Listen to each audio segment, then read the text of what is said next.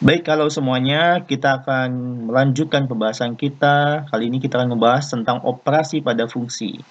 Nah, masih dalam materi pengantar kalkulus. Nah, untuk pengantar kalkulus tinggal dua materi lagi ya. Yang pertama operasi pada fungsi. Kemudian setelah ini ada fungsi trigonometri. Nah, setelah itu baru masuk ke materi kalkulus. Nah, untuk operasi pada fungsi yang akan kita bahas adalah jelas mengenai operasi ya. Oke. Nah, operasi ini ada yang sifatnya umum, ya, ada yang sifatnya umum. Yang sifatnya umum seperti apa? Ya, saya misalkan saya memiliki fungsi f, ya.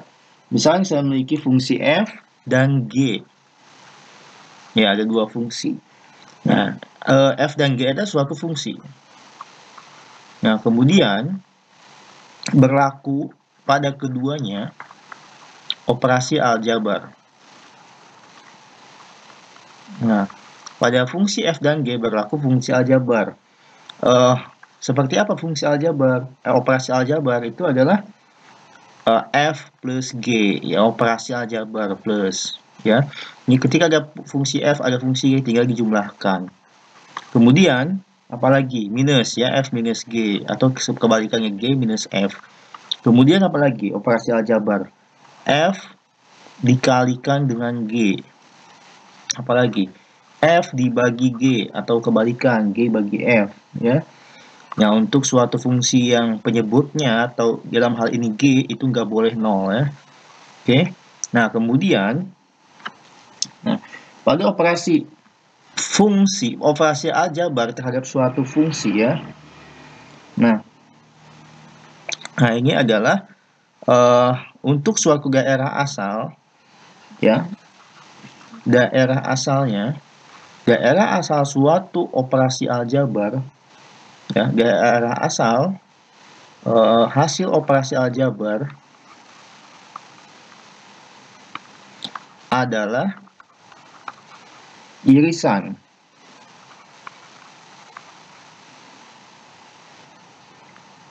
daerah asal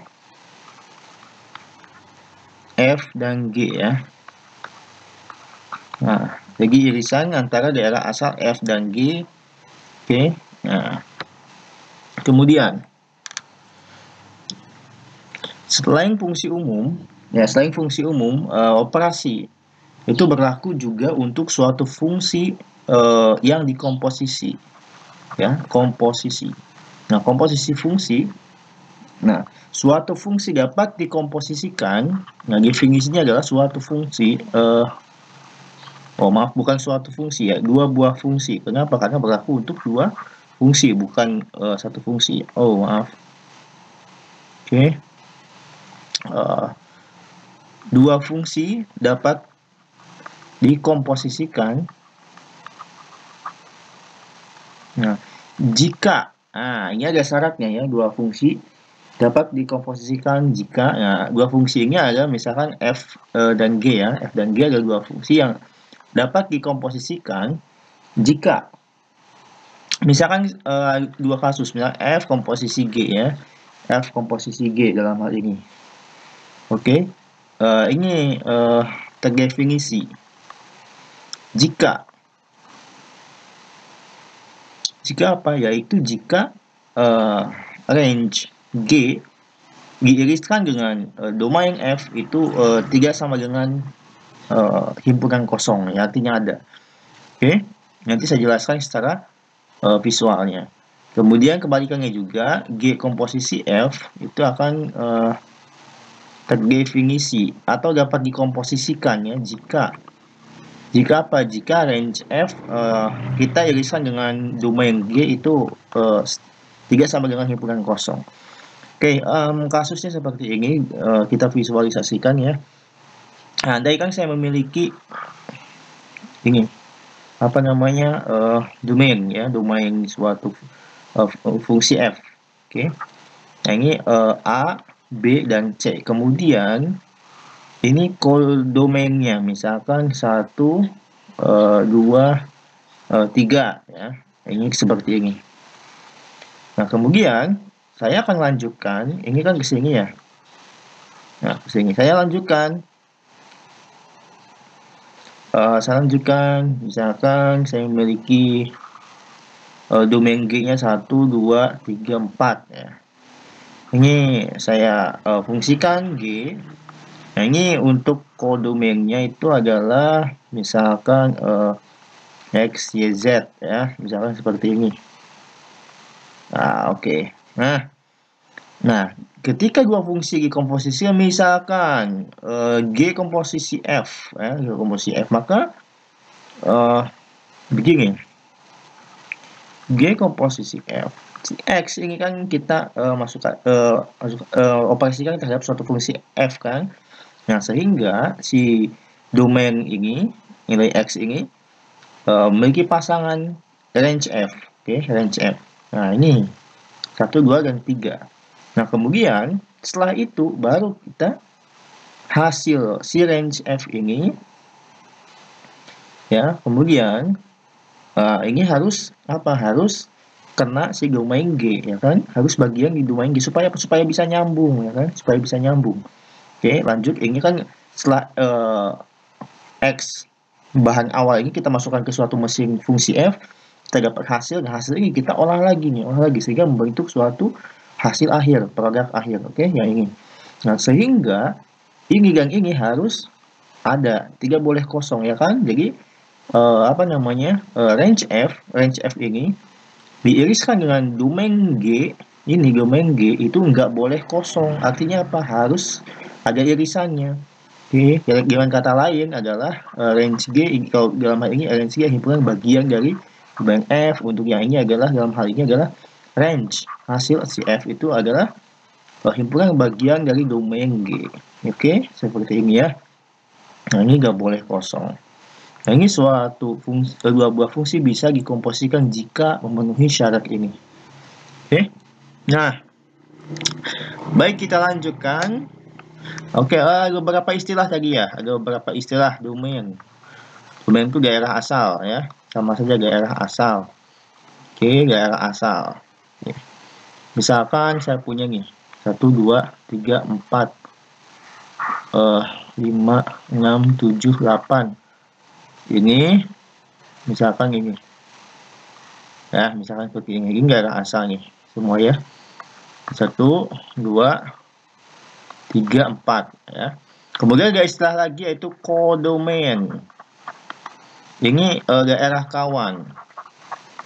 Nah, daerah kawan ini adalah apa ya? Semuanya 5, 6, 7, 8 yang ada di sebelah kanan. Ya, kodomain. Nah, kemudian satu lagi apa? Ada range atau hasil. Hasil itu adalah daerah kawan yang hasil petanya ya. Jadi yang punya pasangan adalah 5, 6, 7. Jadi beda antara range dan kodomain. Oke. Nah, baik, kita akan coba ya untuk latihan untuk menentukan domain, kemudian range. Yang ini biasa ditanyakan untuk kalkulus domainnya, range-nya. Oke. Nah, ini biasa ditanyakan. Nah, lantas bagaimana solusinya? Kita akan mencoba untuk latihan soal. Ya. Tapi sebelum itu saya akan coba definisikan terlebih dahulu tentang domain. Tentang domain ya. Nah, domain. Oke, sebelumnya kita sudah lihat ya bahwa dua buah fungsi dapat dikomposisikan jika memenuhi ini ya. Oke. Baik. Nah, untuk menentukan domain suatu fungsi, langkah pertama apa? Domain atau range lah ya. Domain atau range, atau menentukan domain atau range, langkah pertamanya tentukan. Ya, tentukan dulu. Misalkan ada suatu fungsi ya. Masa ada dua buah fungsi F dan G. Nah, akan dikomposisikan ya. Misalkan G, F komposisi G ya. Nah, kita akan menentukan domainnya, misalnya seperti ini. Pertama, tentukan dulu, yaitu domain F, tentukan, domain G juga tentukan, range F tentukan, kemudian range G juga tentukan. Oke, setelah ditentukan masing-masing, ini adalah langkah-langkah untuk menentukan domain ataupun range. Langkahnya seperti ini. Oke, cek ya. Cek apakah komposisi fungsi terdefinisi atau dapat dikomposisikan ya. Kalimat gampangnya apa? Cek apakah dapat dikomposisikan kedua fungsi tersebut. Ya sudah, ceknya begini. Ini dan ini. Artinya range G kita iriskan dengan domain F, itu nggak boleh himpunan kosong, nggak boleh kosong. Artinya harus ada. Atau jika G komposisi F, maka range F kita iriskan dengan domain G, nggak boleh kosong. Oke, nah cek apakah komposisi fungsi terdefinisi. Kemudian yang ketiga, ya, kita tentukan ya, domain dan tentukan atau cari domain, oke, atau range. Ya, nah cara mencarinya kita nanti coba lakukan langkah-langkahnya ya. Oke, ini adalah langkah-langkah menentukan range atau domain. Baik, kita berangkat dari definisi dulu ya. Baik. Nah, domain. Oke, misal domain dari F komposisi G, ya, ini adalah definisikan X. X itu bahan awalnya ya, variabel awalnya. X itu harus anggota domain G ya, domain G, dan juga si GX harus merupakan anggota domain F. Oke, masih ingat tadi visualisasinya ya? Nah, ini kan seperti ini. Ini domain G misalkan. Kalau F komposisi G ya, kalau F komposisi G bagi domain G. Ini kemudian range G. Nah, ini juga harus merupakan suatu domain F, maka ini range F ya, karena seperti ini bentuknya ya. Jadi si bahan awalnya X-nya itu harus merupakan domain G. Oke, domain G. Setelah G jalan ke sini track, maka yang berlaku ini ya, range G atau GX. Range kan hasil kan, ya GX-nya kan kita X kalau dilakukan fungsi G atau diberlakukan G, mesinnya G, X, produknya jadi apa ya? GX dong.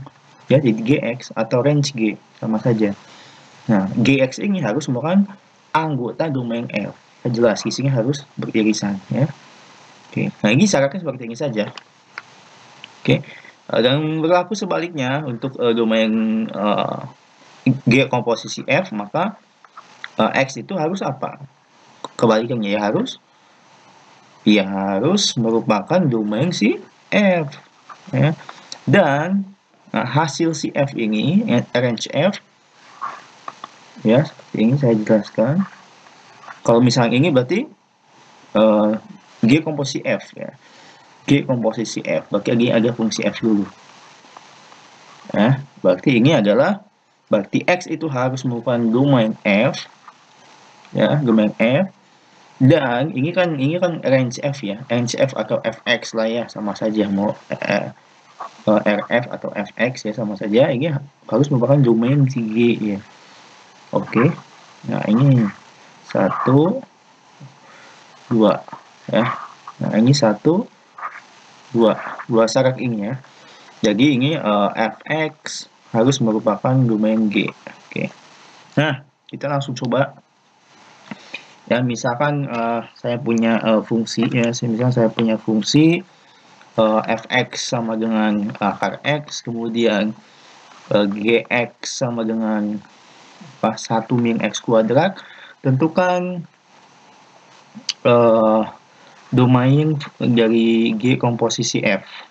Oke, nah baik, kita akan menentukan domain G komposisi F itu kan, oke, kita ikuti aja. Berarti X, oh ya, sebelumnya kita tentukan dulu nih. Ya, tentukan dulu. Domain F-nya apa? Domain F. Domain F itu nilai yang menyebabkan hasilnya itu terdefinisi nih. Berarti X-nya kan nggak boleh negatif nih di dalamnya. Berarti X-nya harus lebih besar sama dengan 0. Berarti X-nya harus lebih besar sama dengan 0. Sampai tak hingga. Kemudian hasilnya, ya jelas hasilnya kan hasil dari akar nggak mungkin negatif kan, 0 atau seterusnya positif semakin besar, sehingga range-nya adalah 0 sampai hingga. Kemudian domain G, domain kan boleh, saya boleh memasukkan nilai apapun ke sini. Di sini tidak ada syarat, oke? Sehingga domain G-nya adalah min hingga sampai hingga. Kemudian range G-nya, nah lihat, ketika ini nilai maksimumnya berapa sih? Nilai maksimumnya 1 ya. Ketika X-nya 0, ya kan? Ketika X-nya 0, maka ini maksimumnya 1. Oke? Nah, 1. Nah, kalau saya X-nya semakin besar atau semakin kecil, maka misalnya minus 2 nih, berarti ini dapat 4 kan? 1 minus 4, jadi hasilnya min 3. Makin kecil kan? Semakin besar X atau semakin kecil X, maka ini hasilnya akan semakin kecil. Ya, kalau X-nya 1 juta, berarti 1 juta kuadrat. Wah, 1 triliun ya. 1 minus 1 triliun. Wah, itu minus tak hingga besar sekali ya. Jadi, minus tak hingga sampai dengan 1. Oke. Baik, kita lakukan. Bagi X adalah anggota domain F. Anggota 0 sampai hingga ikut. Ini ya, lihat ini ya. Nah, kemudian Fx. Fx apa Fx? Jadi kan, bagi akar X. Nah, akar X anggota domain G. Domain G kan ini. Bagi akar X anggota domain G. Berarti minus tak hingga harus lebih kecil dari X, lebih kecil dari tak hingga. Ya. Kemudian, masih lanjut. Oke, nah ini akar X kan dia positif atau 0 ya, sehingga dia nggak mungkin negatif, sehingga seperti ini ya. Oke, nah lihat, nah untuk X-nya, nah supaya ini dapat segini, supaya akar X-nya di antara 0 sampai tak hingga, X-nya harus berapa ya? X-nya harus 0 sampai tak hingga kan, ya kan, karena ini di suatu nilai yang sudah pasti ya. Ya, berarti di dalam akar itu ya haruslah 0 atau positif terus semakin besar ya, sehingga di sini kita dapatkan X-nya adalah anggota 0 sampai hingga. Nah, kita iriskan dengan apa nih syaratnya? Ya udah, X-nya kan harus lebih besar sama dengan 0 juga yang ini kan. Ya sudah, ini kan sama dengan ini irisnya nih. Berarti hasilnya adalah domainnya adalah X merupakan anggota 0 sampai hingga ya. Oke, seperti ini. Ini untuk menentukan domain. Ya. Gampang kan? Nah, oke, kita lanjutkan. Nah, kita lanjutkan untuk menentukan range. Nah, selanjutnya kita akan tentukan range. Baik, untuk range, sebentar ya, saya akan tuliskan dulu untuk definisinya sebelum kita lanjut untuk latihan soal seperti yang tadi. Jadi untuk range, range dari tadi contohnya apa? G komposisi F ya, oke lah. Berarti range G komposisi F itu definisinya adalah Y, ya kan, kalau domain kan X ya, kalau range itu kan hasil, berarti bentuknya Y kan, yaitu adalah anggota range dari G, ya, dan yaitu adalah Y sama dengan apa? G T, di mana T-nya adalah anggota range F. Oke. Oh, masih bingung ya? Oke lah, begini ya. Nah, ini adalah misalkan F kan. Jadi kita berikan fungsi F, ini G. Nah, oke. Range G komposisi F. Nah, jelas di sini adalah si Y itu harus merupakan si range G ya kan, hasil si G atau G X ya, anggota sini. Y itu harus anggota sini karena ini hasil kan, produk kan, kita berorientasi pada hasil. Kalau tadi berorientasi pada bahan-bahan input, sekarang ini output. Oke, nah ini sudah. Nah, kemudian Y itu adalah Y sama dengan fungsi Gx, oke. Fungsi G gimana? T-nya itu adalah ya RF ya kan? Kenapa ya? Karena ini adalah sebetulnya ini adalah G ini ya, GFX ya kan? Karena si produk sebelum dia output dari sini ini kan ini X. Diberlakukan fungsi F sehingga ini jadi Fx kan? Nah, Fx diberlakukan fungsi G, berarti GFX. Ya, GFX ya.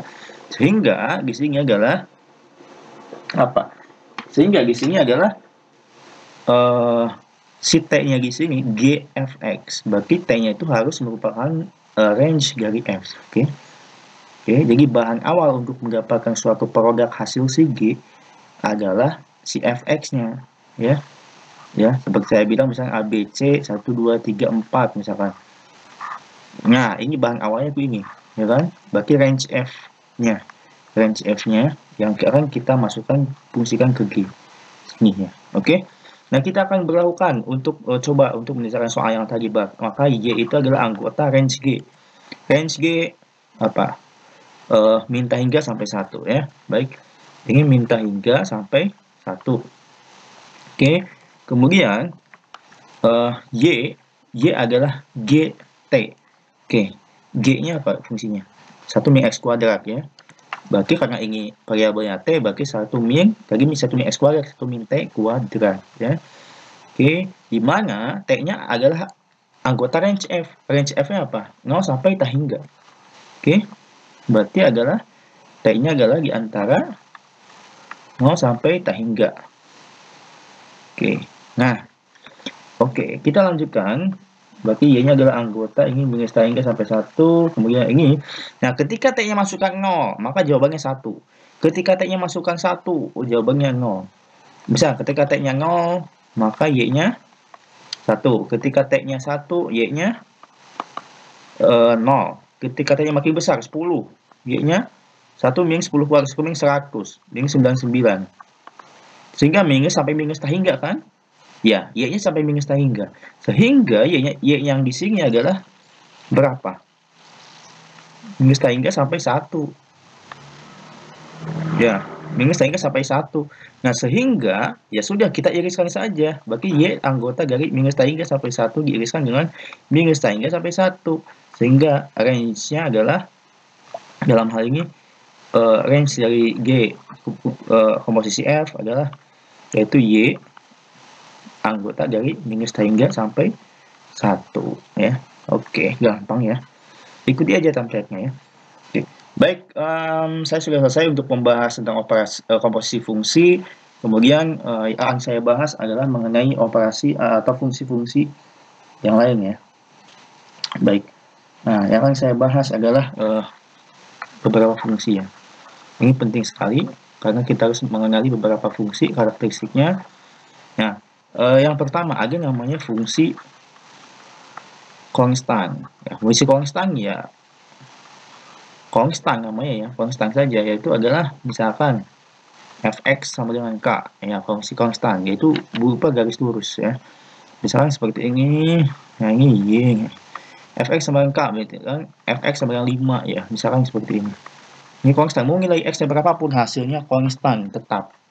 Oke, nah konstan, ini tulisannya saya kurang rapi ya. Oke lah, apa. Oke, fungsi konstan. Lanjut, ada apa lagi? Fungsi identitas.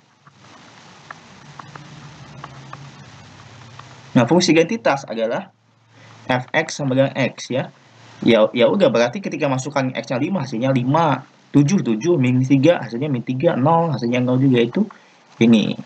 Ini namanya fungsi identitas. Oke. Oke, Fx sama dengan X. Kemudian, bagian C apa? Nah, fungsi polinom. Oke. Oke, fungsi polinom. Oke, suku banyak. Itu adalah bentuknya adalah Fx sama dengan ini variabel koefisien x pangkat n, kemudian plus a n min 1, x pangkat n min 1, plus terusnya sampai dengan apa? Sampai dengan konstanta saja, 0. Kemudian D, ada fungsi apa lagi? Fungsi kuadrat. Sebenarnya fungsi kuadrat itu fungsi polinom sih, cuma spesial aja, jadi namain fungsi kuadrat. Derajatnya 2. Oke, Fx sama dengan ax kuadrat plus bx plus c ya. Kemudian apa lagi? Fungsi linier. Oke. Fungsi linier ya. Nah, derajatnya 1. Oke, ax plus b ya. Kemudian apa lagi? Nah, satu lagi saya kenalkan adalah namanya fungsi rasional. Ya, fungsi rasional. bentuknya adalah Px dibagi Qx, di mana Px adalah polinom, Qx juga polinom. Oke, misalnya ini An X pangkat N plus An-1 X pangkat N-1 dan seterusnya sampai dengan konstanta. Yang bawahnya juga sama. Ya, misalkan B M X pangkat M plus BM-1 X pangkat M-1 dan seterusnya sampai dengan konstanta. Baik, sekian saja yang saya jelaskan mengenai operasi pada fungsi. Semoga bermanfaat.